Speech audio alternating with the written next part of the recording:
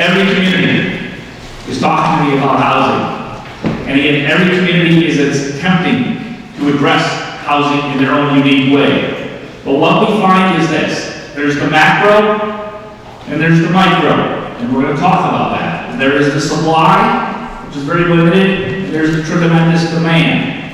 And we're going to talk about that. But let's just spend a minute and let's just talk about the macro. Prior to everything that's taken place over the last few months, housing and the lack of housing and the affordability and the lack of affordability of housing has been front and center. Over the last few months, we've heard a number of conversations in regards to what is tariffs going to mean when it comes to building costs. It's a good question. You've had builders here. You can begin to ask them questions. They'll talk to you about what it costs, the mechanical within the building, and making sure that they can get contractors. All that's real. We also need to talk about interest rates. I think we all recognize the fact that we're coming off a period within our nation in which we've had really low interest rates. But again, we're beginning to see that ratchet up. What does that do when it comes to making sure that we can have availability of housing? This is the macro. This has been out there. We understand that. We get the fact that 2008 and the financial crisis, and that financial crisis was spurred by things within the housing market and what the ripple effect that has had over the last decade and a half. Now we need to begin to start talking about the micro, because no two communities are exactly alike.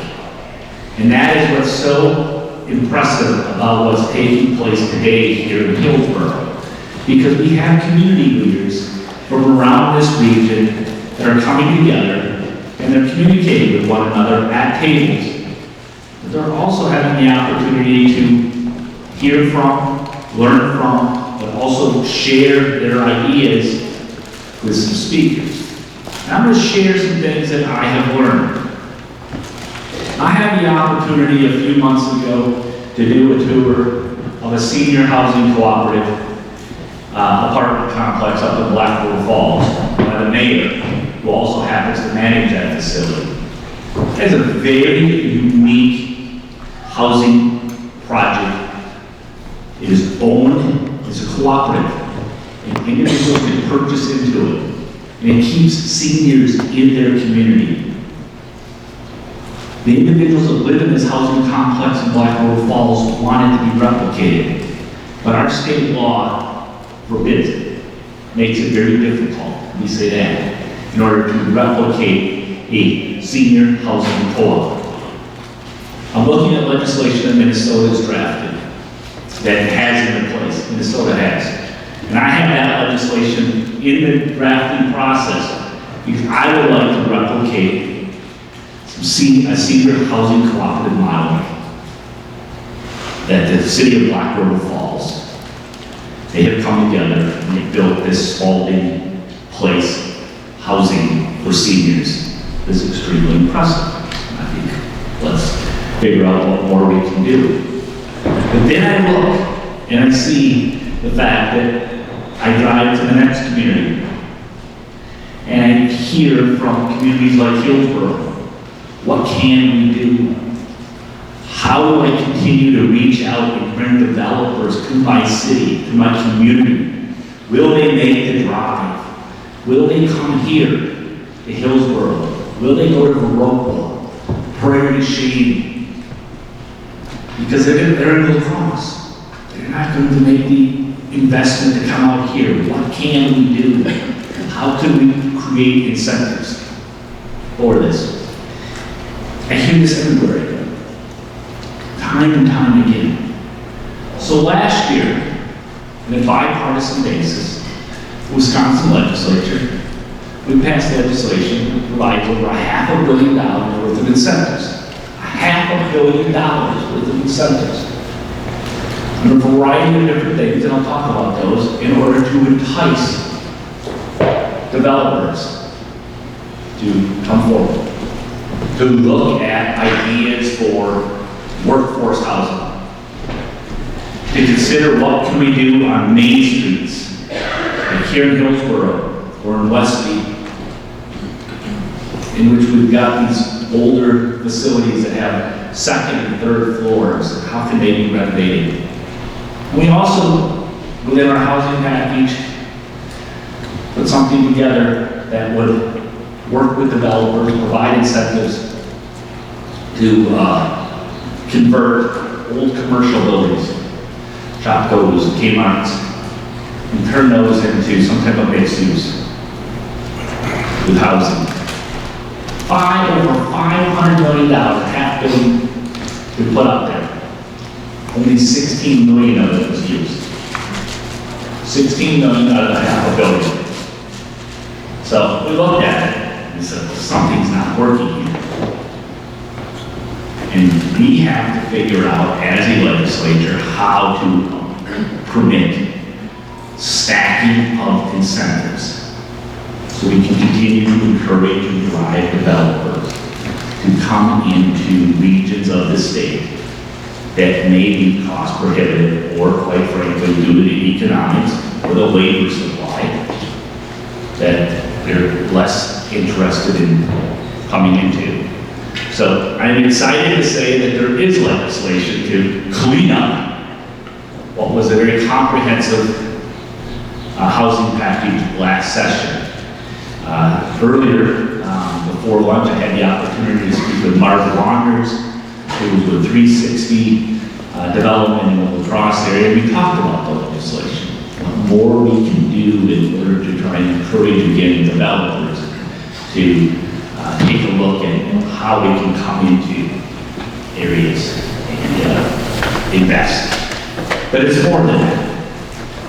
And this is why I'm excited that the audience that we have here, because I feel that there's no place in the state legislature to be involved when it comes to local zoning. I think the legislature is too involved in some things. But I will say this is a decision you, within your community, have to work through your comprehensive plans with the county and working as far as what will be or going forward as far as zoning when it comes to housing. We have to ask questions. You have to continue to work with your constituents. All very important. I live in the city of Onalaska, but is this, what do we do? Because I'm going to do a shout out to my friend in the village of Holman, Mr. Scott Honey. Wonderful place, great place to live, wonderful schools. There's Scott over there. Wonderful. But I'll tell you, there's some lots up there, before you put the backhoe in the ground, $80,000, $90,000? Yeah, they're selling for about $85,000. $85,000. You can imagine how difficult that is to try and finance if you're looking for workforce housing. And that's a question we all have to, again, we move forward here. What do we do? What do we do on lot size? What do we do when it comes to amenities like that? And these are, again, issues that as a legislature, I'm not sure the role of the legislature there, but I do know it's the role of the local leaders of government to be part of that. And I want to make sure that, you know, I can be a value added for you on it. The other thing I will say is this, is that I do believe that it comes to building codes, that we have to have a conversation within our state. Obviously, we want to make sure that we continue to have housing that is safe and secure, and again, meets the standards that we're looking for when it comes to air quality, when it comes to making sure that it's efficient for energy. But again, we hear time and time again that from builders that the overall codes and the standards that it takes is cost prohibitive. And so, you know, I will say that what I do as a legislator is I constantly push the Wisconsin Department of Professional Services that does all the oversight when it comes to plumbing, heating, and air conditioning, the other type of ductwork that continue to share with me what is going on here, what can we do to drive down additional housing prices. But the thing is that it's those one-on-one conversations that need to take place within the community and what the community seeks to do, because outside of very few school districts, and I represent a lot of school districts, outside of 3 school districts, the remainder of the districts that I represent either have steady or declining enrollment. And one of the big issues when it comes to the declining enrollment is the fact is there isn't housing. And I hear about that in the city of La Crosse, which has an older housing stock. Sparta School District is seeing a loss of enrollment because of the lack of housing. We continue to, Baroqua is overbuilt, as is Prairie du Chien when it comes to the schools. But yet we want to make sure that we continue to have students in the classrooms, because again, the classrooms and the schools in Prairie du Chien and Baroqua were built for a student body that was larger enrolled than what they currently have right now. So it is so very important that, again, we figure out what we're going to do when it comes to the overall issue of how do we, as individual communities and as a region like this, continue to make housing more available, more affordable, and have it where, again, people aren't priced out at the very beginning. There have been ideas that get floated from larger communities as far as putting in place, addressing the overall housing cost and talking about what can we do as far as putting rent control or issue something like that in place. I've never been a proponent of that. I believe the best answer is to have more supply. But again, we're seeing a situation, and we all heard this story, that people are being priced out, and as a result, they're not taking their dream job, or they're they're still living in their parents' basement, whatever it may be, and that isn't where we would like it to be. You also hear the issue of the fact that there's been such a growth in tourism and the need for lodging tourism. And of course, here in Vernon County, we're very proud of the hospitality industry and the tourism that it brings. But also, I can continuously hear the fact that there's homes that are now being used for vacation rental that could be used for single families. And I would say this, is that I think it's, before we start prohibiting something like that, as far as vacation rental, we really need to focus on improving and building new housing stock. And so, I will continue pushing that. I want to talk a little bit about a piece of legislation that I'm excited about, because I think that it provides an example of something that we can do, and that is that I have legislation out there that prohibits hedge funds from purchasing single-family homes. Because in 2023, in the state of Wisconsin, during the third quarter of 2023, 13% of all the homes sold in Wisconsin were purchased by hedge funds as an investment tool. And I don't think there's any place for something like that. Obviously, I think we all know that owning a home is one of the greatest investments one can make. But if we have investment funds that are coming in and trying to purchase single-family homes in order to just use it as part of their overall investment portfolio, that isn't going to serve the local community. And that is not something that I think is in the best interest. So as a result, I introduced legislation, and I'm strongly encouraging my colleagues in the legislature, the Republican majority, to move that legislation, because it's long overdue, and let's get it done. But I want to wrap up, and I want to take some questions. But I would like just to wrap up by saying thank you for recognizing the fact that housing is so very important. When I am out and about, knocking on doors, meeting with constituents, the issue that I hear time and time again is the fact that we got to fix the housing situation. The housing economy is broken.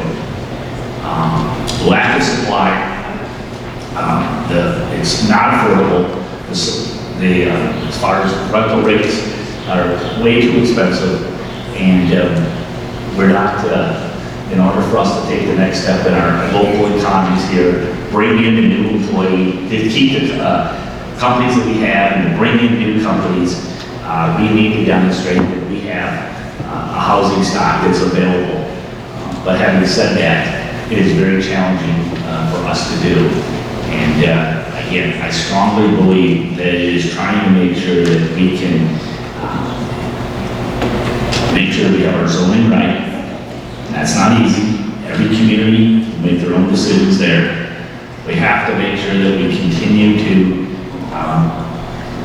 keep our building costs as affordable as we possibly can while promoting efficiencies. And at the same time, which is so very important, is what can we do to encourage developers to continue to come in areas of the state that they have not in the past considered. And that is something that we have to figure out how to do. It's not an easy answer. There is no easy answer on this. But the thing is we cannot continue to just build $500,000, $750,000 houses on half-acre lots and think that we're going to be able to get ahead. We cannot do that. We have to get in a situation where somebody can get into a 1,500 square foot house at $300,000. And that is just so very important. And again, I stand ready to partner with all of you on this. I look forward to learning from all of you. I work closely with my coolie cap and continue to reach out to other community leaders in the areas that I represent, because the thing is that this is the issue that is going to determine what moves forward. We talk all the time about people wanting to move to this region. Well, housing stock is where it's at. And with that, I want to say thank you, and I'd be happy to take any questions you may have before you have the speakers that come up here. Go ahead, ma'am. The problem that I'm seeing, I just got done building a house. I just got done building a house, coming from, Dane County up to here to build a house. There is no young kids building anymore. Everybody that built my house was over the age of 50, and there's nobody to replace them. So it even starts further back. It's just like, do we have education programs that will bring skilled trades back? Because it's just like, we really have to adjust to get carpenters back into the game, to get electricians into the game. Some of the schools are doing it, but it's just like, we need to have a collaborative effort where we get these kids, trained up, into the trades again. I don't disagree there. I mean, and I can tell you there's a lot of efforts that are taking place when it comes to workforce development and apprenticeship training, and I do know that the partnerships that our public high schools are doing with the trades when it comes to skills-based, that is all taking place. But we have to, as a society, we have to start asking questions.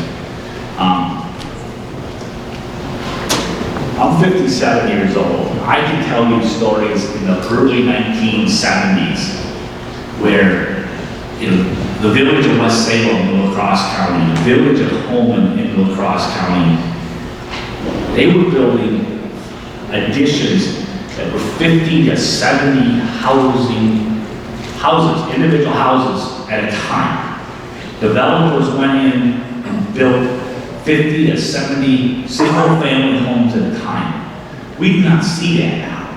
That is not happening. And these were not million-dollar homes. These were workforce housing that took place in West Salem and in Holman. That isn't happening now. Decisions are being made, and that type of housing is not being constructed. And what I am trying to do as a legislator is to learn what was the decision point in the 70s that developers and communities opened up and you saw that type of development take place. Village of Bangor in the late 80s, early 90s built number of single-family housing units. You had that development that took place. But we begin to see now a situation where that isn't happening. And why? So what I'm trying to figure out is how can what has happened in the last few years in which the decision-making process is we're not going to build those type of homes. One more question before I get the plug here. Any others? Go ahead. Yes, that's exactly what Marvin just told me when I was downstairs. Taxing your own finance, TIF. Those are TIF districts, and look at our friends from the counties and the villages that are familiar with that. Because I don't think you're totally wrong on that.